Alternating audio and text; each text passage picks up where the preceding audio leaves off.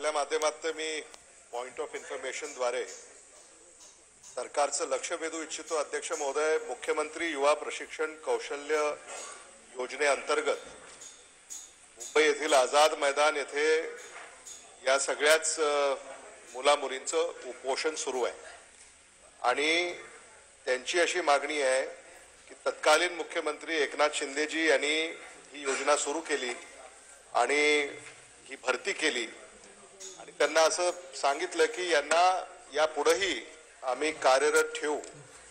पण आता अलीकडे हे सरकार आल्यानंतर सरकारनं अशी भूमिका या ठिकाणी व्यक्त केलेली आहे की आता यापुढे म्हणजे त्यांचा कालावधी संपल्यानंतर सरकारकडे त्यांना हे काम देता येणार नाही अशी सरकारने भूमिका अलीकडे घेतली आहे आणि ते उपोषणाला बसलेले आहेत। मराठवाड्यातले आणि लातूर जिल्ह्यातले हे मुलं मुली अगदी आपल्या लेकरा बाळाला इथे घेऊन आलेले आहेत। अध्यक्ष महोदय, आपल्या माध्यमातून सरकारला मी ही विनंती करू इच्छितो, याकडे गांभीर्याने लक्ष द्यावं।